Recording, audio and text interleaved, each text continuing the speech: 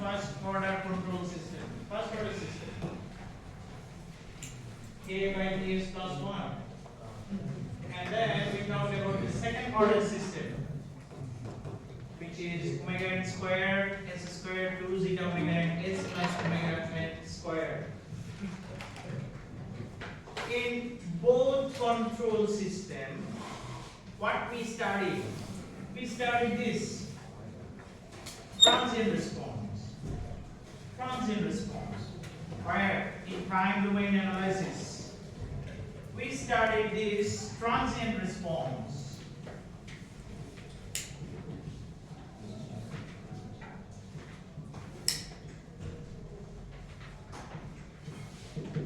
By using time domain.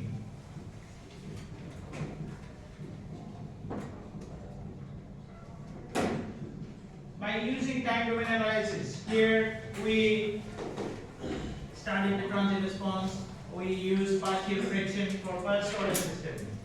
Then we use quadratic rule for second order system. We found out the poles, zeros, and then we found out the stability of the system. After that, what we studied? We studied higher order system. If the order of the system is more than 2, how can we solve it? In our previous lecture, we studied that, right? That is Rao-Khavit stability criteria. If you have higher order system than 2. Alright, now we did not study this steady state response. So today we are going to study this. How? By using frequency response analysis. So today we are going to study the steady state response. This part by using frequency analysis. So steady state response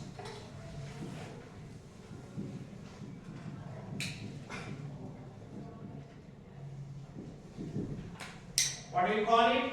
It is the frequency response. Frequency response.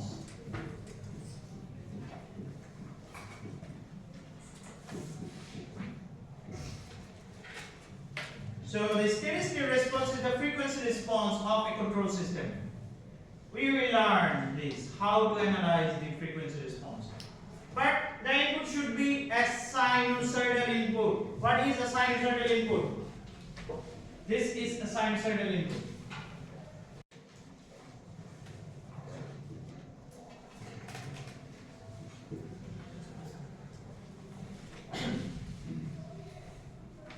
Sine wave.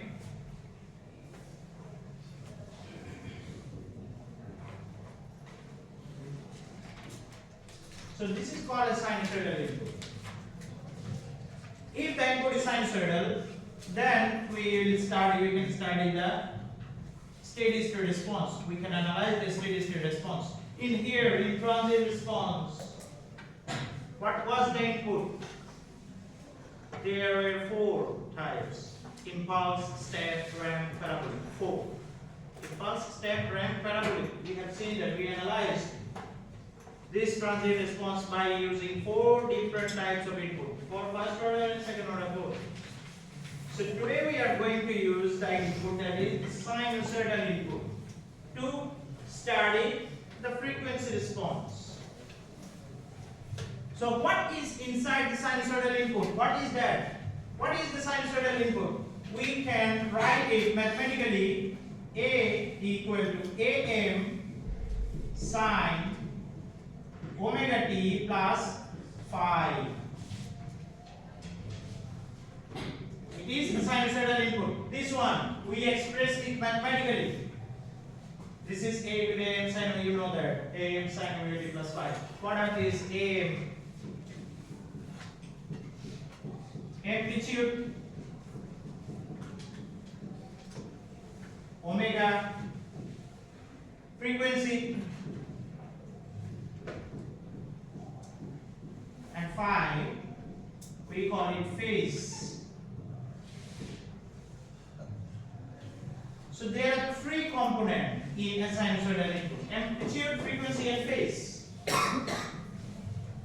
Now in frequency response, the frequency, this is omega, is varied for a range of frequencies, and the resulting input is studied. How the frequency is generated? How the sinusoidal input generated? By using an oscillator.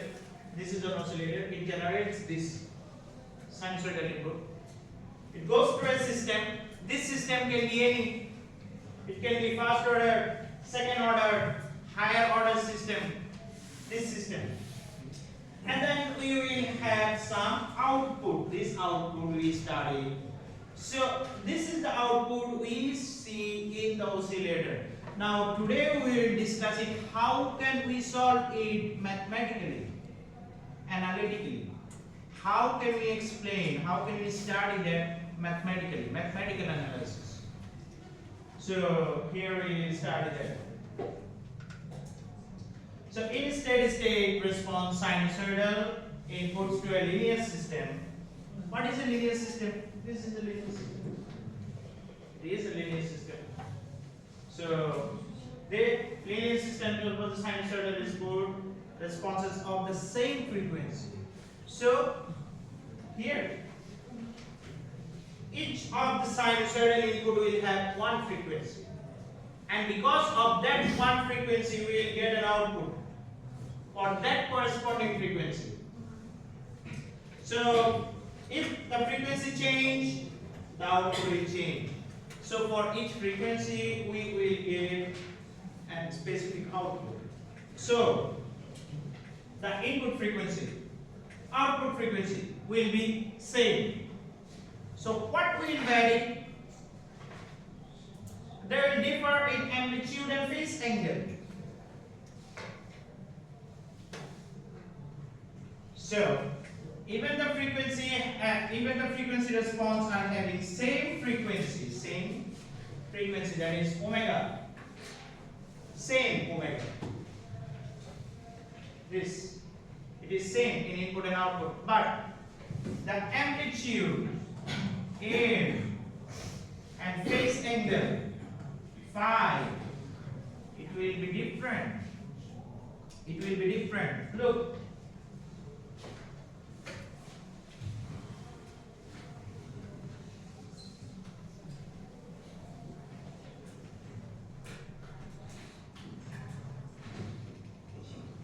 Look, the amplitude here, here. It is changing. The amplitude is changing. Similarly, the phase angle also changing. Phase angle. But the frequency will be the same.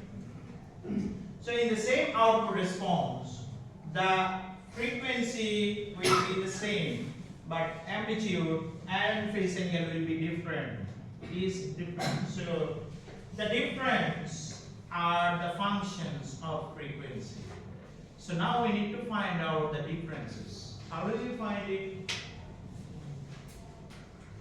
We will find these differences by using a form that is called sinusoid.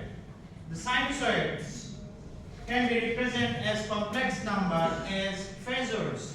So the phasor form we use to find out this, the phasors. How can we find out the phasors? Like here,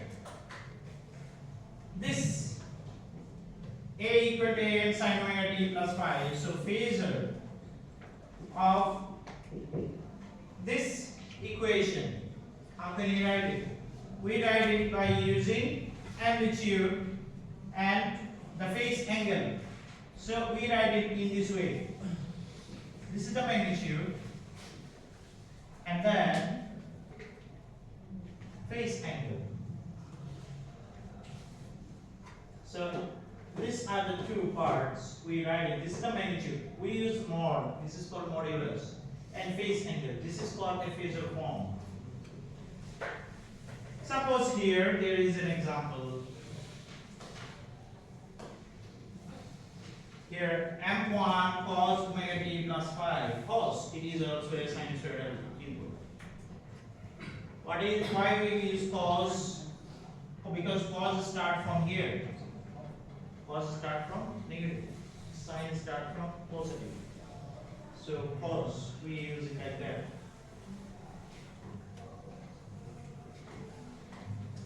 So what is amplitude? This is the amplitude. And this one is the phase angle. How can we write the phasor form?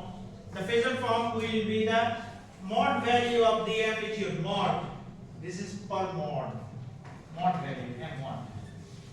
And phase angle, phi. That is the phi. It is mentioned 1. So the frequency will be the same, omega. Here. It is same. Same as input. It will be the same as input.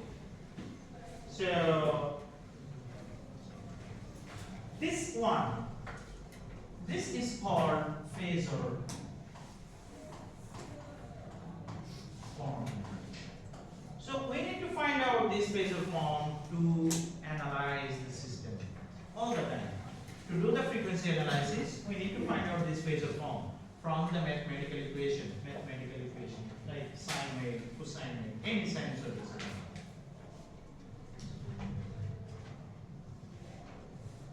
So a system cause this amplitude and phase angle to be changed. How does this change? Look here.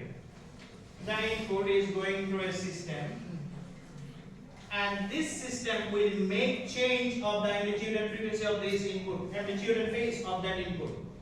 So this amplitude and phase is changing on the output because of what? Because of the system. It can be any type of system. So because of the system, amplitude and phase will be changed.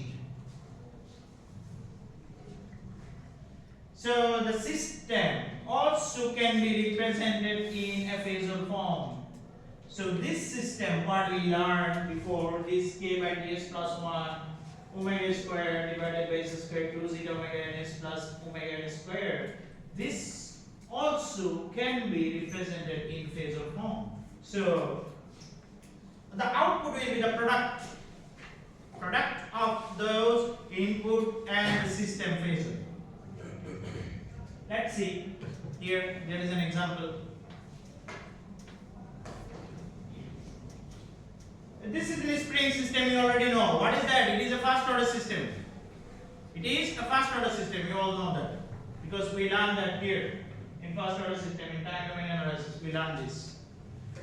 So what happened? There is a mass. This mass, what is this? It is called a system. Now in the system, you apply a force. You apply a force, F. This, F. What is this? It is input. While you apply a force to this mass, what will happen?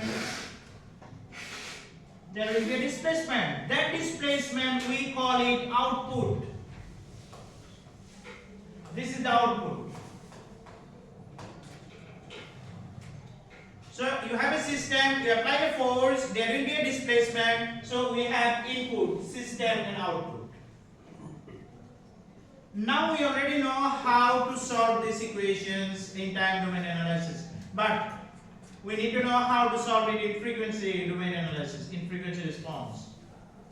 So we need to apply phasor form. To apply the phasor form, we need to write down sinusoids for each of these. For the input, the sinusoid, we can write it mi cos omega t plus I, phi I. So this I, we use it for input. I is input. The system, it can be any m omega phi I. So here, the phasor form. This phasor form can be converted into m phi because each phasor will have a magnitude and phase.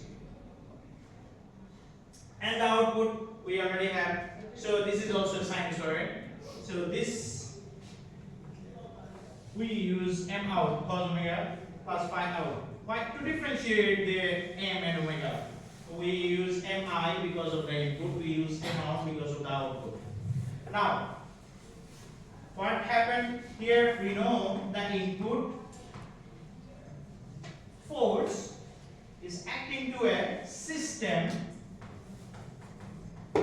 which will make a displacement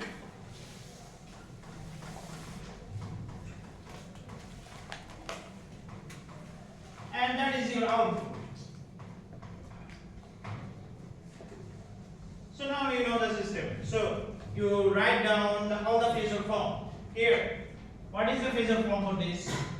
We can write a phasor form, that is m I angle phi I. So mi phi I. We are using the same frequency omega. Look, the omega, it is a function. All magnitude and phase is a function of frequency, same frequency. That's why it is omega all the time. So here we have mi phi I, and the system we can write it m phi, and this output can be written as m out phi out. This is the frequency representation, and you can write it. This is the phasor form, or whole system we can convert it in phasor form. Now, what are the values for each of these? What is mi? What is m? What is m out? How can you find this? Look here. This is your magnitude.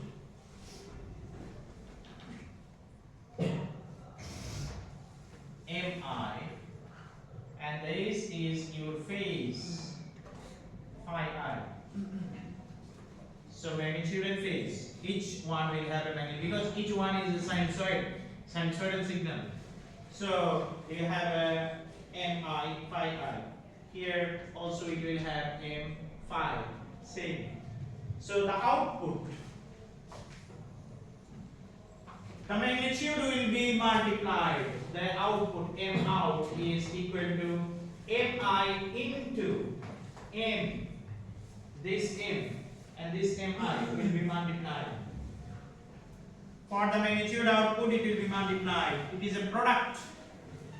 But for the phase, it is an addition. For phase, it is an addition. Look, phi I, and here there will be some value like that. So this one will have a phi. Together it is phi I plus phi, which is phi out. So in the output side, in the phasor form, magnitude is a product of the impedance system phasor, and phase angle is the addition of the impedance system phase. Addition. This is the whole output. So this is your part m out and phi out. So this one will be multiplied. So together we get this m out phi out. So this is multiplication, mi into m, and this one is phi I plus phi. So remember this, for the magnitude, if you want to find magnitude, you must need to multiply it, and if you want to find out the phase, you will add it. Multiplication and addition, it is different. Don't do the same mistakes.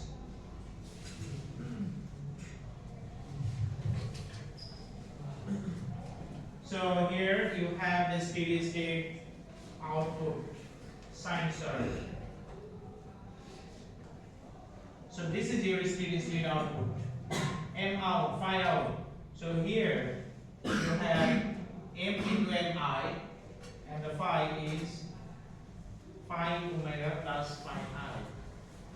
Here you see the omega is same. The whole output the system and the input having the same frequency. Same frequency. Only the difference is in magnitude and phase angle. So the combination. This is, we call it angle. It is not less than, it is angle. That's why it is like that. So because we use the phasor form in this way, magnitude and phase angle.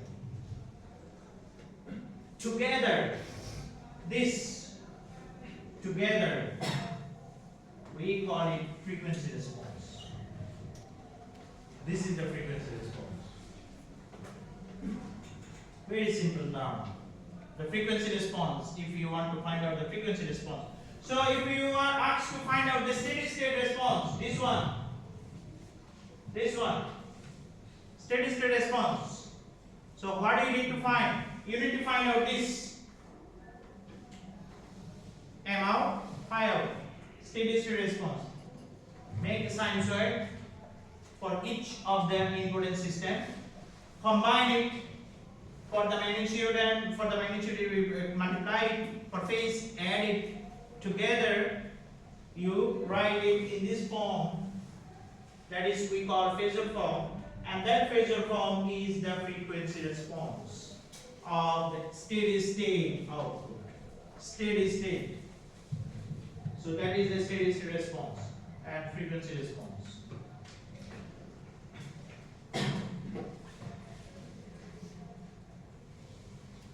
Now, how can you find it?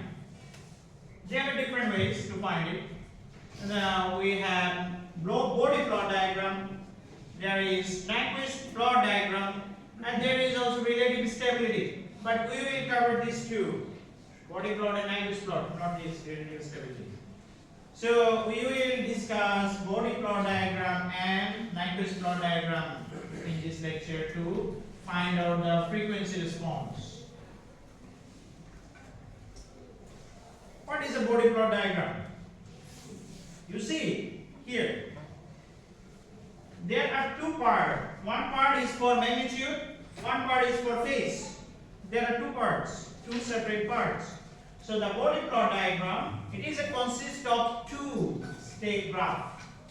One graph is for magnitude, another one graph is for phase angle. So you need to find out the magnitude curve or magnitude graph, then you need to find out the phase angle graph.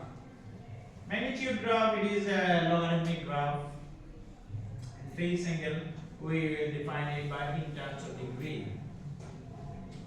Both are plotted against the frequency because we are finding we are analyzing the frequency response. So both plot will be in terms of frequency. Look, it is a common Bode plot diagram. We need to draw this type of Bode plot diagram to do frequency response analysis.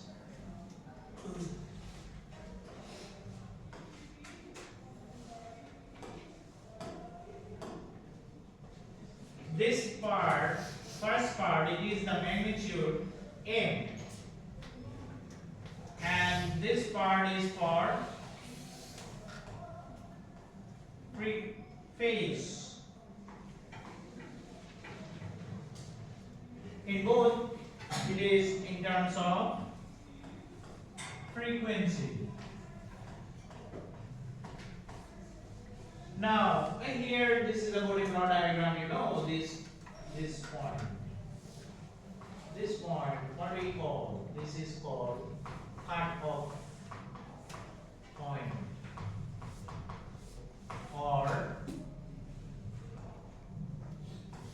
frequency.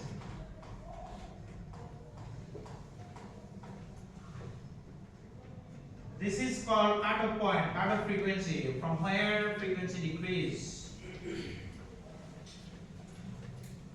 All the Bode plot diagram you will see look like this, or increase, decrease or increase, anything. This is the cut-off frequency.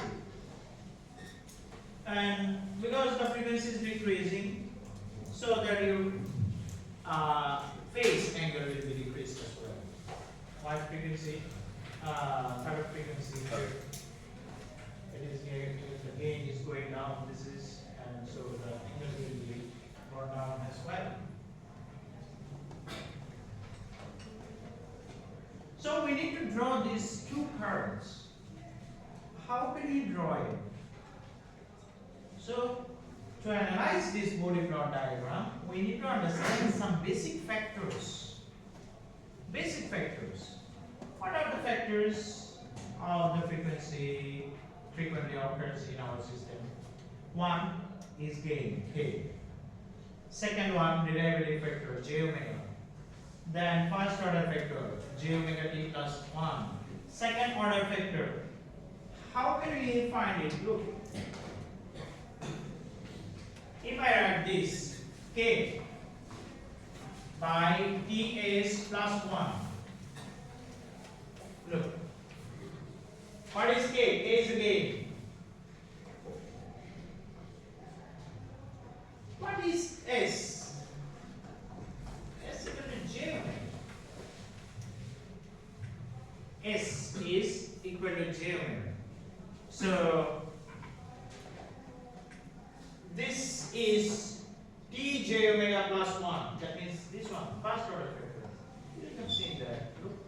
Ts plus 1, first order factor. So this is another one. So why we are using these plus minus 1? Because it can be in numerator or it can be on the denominator like this. Look. K into Ts plus 1 or K into Ts plus 2.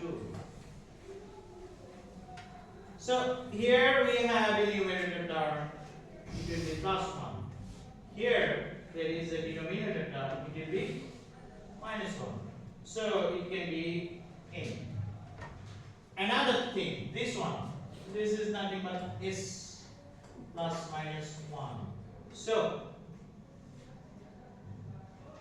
if I write like this, Ks Ts plus 1. So S plus 1. And if I write like this, K by S into Ts plus 1. So here we have an inverse term. Inverse. So we need to analyze all. This, because these are quite common. If you are given a system, in the system it can be anything.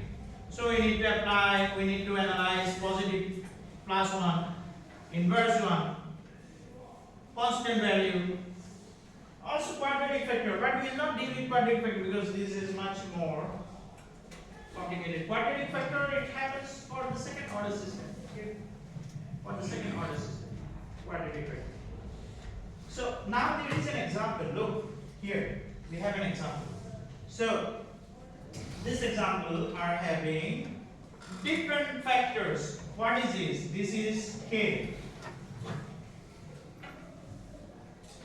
And here we have Ts plus 1. Plus 1. This one. Here, this is S inverse 1. This S plus 1 inverse 1. Look, many factors. This is quadratic factors. Many factors. So we must need to understand how can we draw Bode plot diagram for each of the factors. For K, for this, for this, for this, for this. Then we combine all together. Then we will get the final output. I will show you basics, easier one. This is much more complicated. We will show you. I will show you the first order system mostly.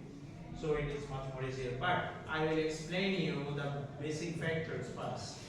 How can we deal with these basic factors?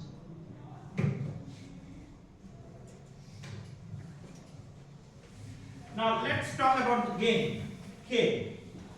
What is K? K is a real value. K. Look, S equal to sigma plus j omega. We know that. So here this is K plus 0. So this is K. J omega is 0. This is the real number, real part. This is imaginary part. Look, sigma j omega.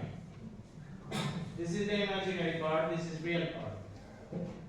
So constant K having real value, no imaginary value. So how can we draw the part for this K? So to do that, the magnitude M is equal to 20 log K. Because it is in logarithmic scale, so we need to use 20 log K. And the phase angle K is 0. How can we get it 0? Look, phase phi equal to 10 inverse imaginary versus real number. Imaginary versus real number.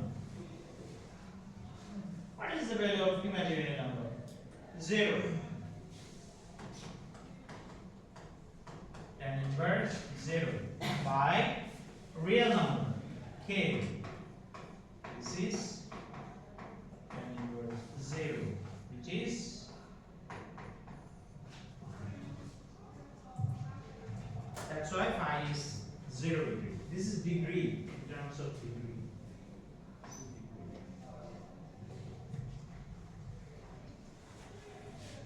So you see, we have the value of magnitude, because K is a constant value, and phase we have 0. So we need to draw the curve, two curves, magnitude and phase. Look, the value, if K equal to 5, then 20 log K, 20 log 5, that is 14 dB. Here, this is 14 dB. It is constant, goes to infinity. It is going to infinity. But you cannot plot infinity because you need to find out all the values to infinity. So we draw for a certain range. That is for magnitude. Look, magnitude. This is the magnitude curve. And what about the phase angle? So this is the phase angle, 0 degree. Because tan inverse imaginary versus real. This imaginary number is 0 and K is 5. So it is 0. So it is having a constant value till infinity. Infinite number of frequency, it is 0. So this is your Bode plot. First plot. This is the first plot. K magnitude, K value magnitude curve, and then phase curve. Now this is for gain K. This is a common factor. It always has in your first order system, second order system. Always you have that. So you can draw the plot for magnitude and phase. Now we will talk about this derivative and integral factor. For the derivative and integral factor, what do we have? We have j omega plus 1, j omega inverse 1. So let's talk about the j omega plus 1.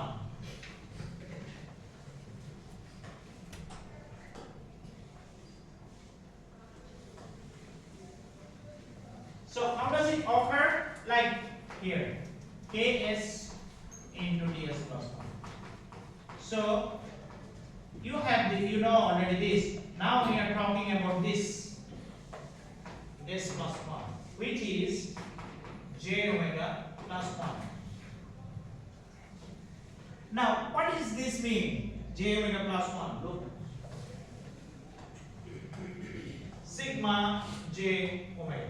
So this means s equal to sigma plus j omega. Here the sigma value is 0. No real value. Only imaginary value, j omega. So sigma value is 0. And we have a j omega value we don't know. There because the omega can be a certain range of frequency. It is a certain range.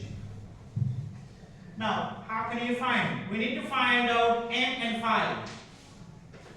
M equal to 20 log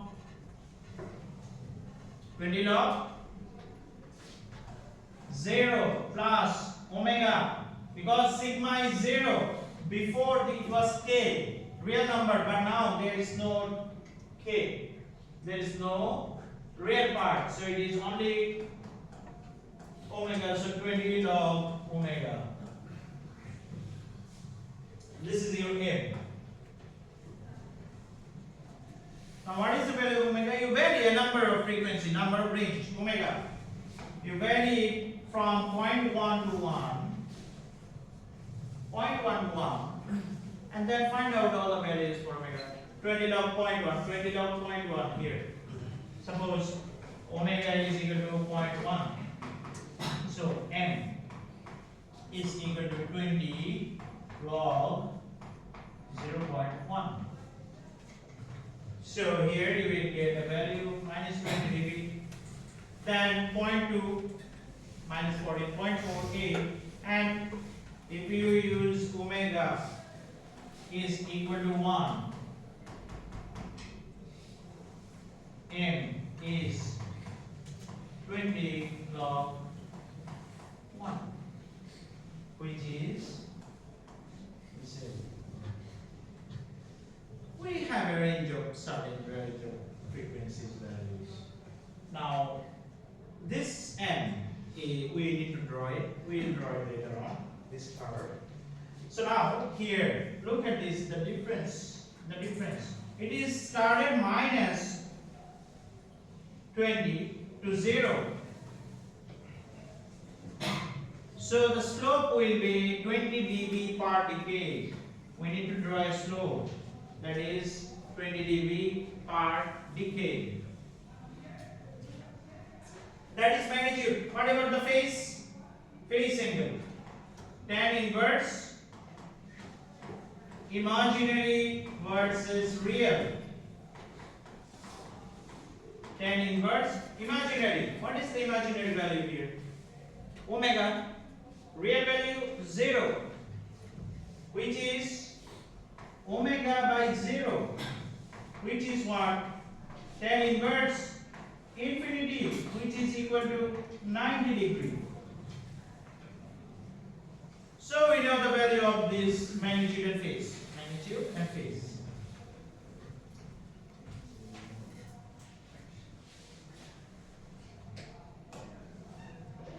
The next one, j omega inverse 1.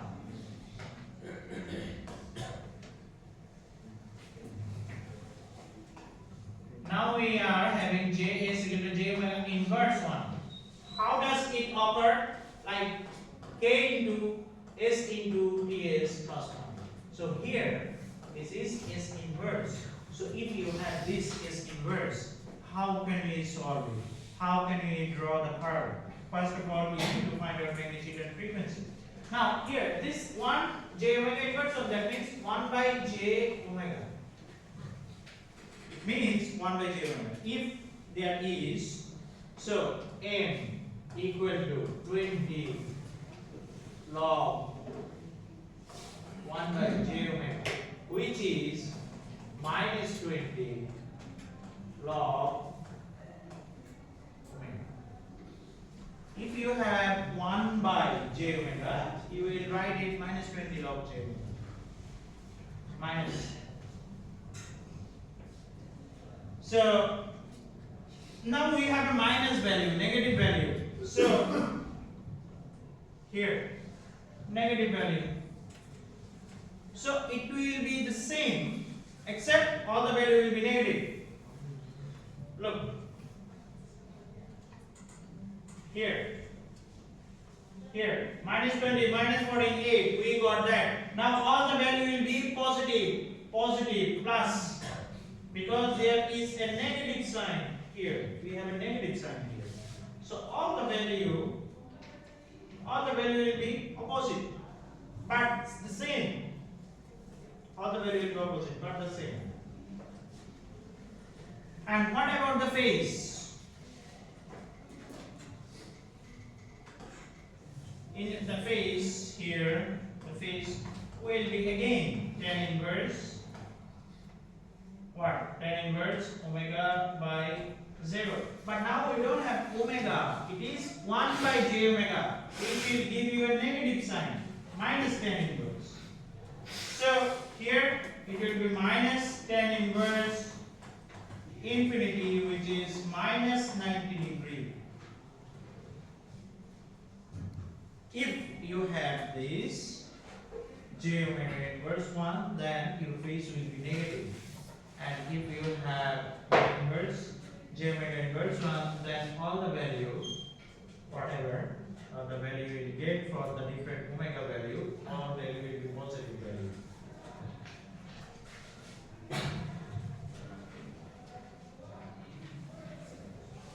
So this is the derivative and integral factors, second one. Now let's talk about this first order factor. It is quite common, first order factor.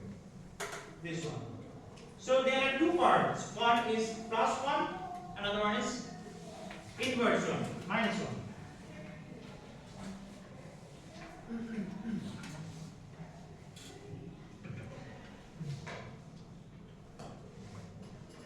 How does it occur? This one, how does it occur? Like k by t is plus 1 or t is plus 1 here. So here we have plus 1. So this t is plus 1. If it is added on the numerator, how can we solve it? Now, how can we write this? This is imaginary, this is real number. This is the imaginary part, this is the real part. Because we know S equal to 0, so it will be imaginary part and plus 1 will be real part. So how can we find it? M mod 20 log 1 plus j omega t.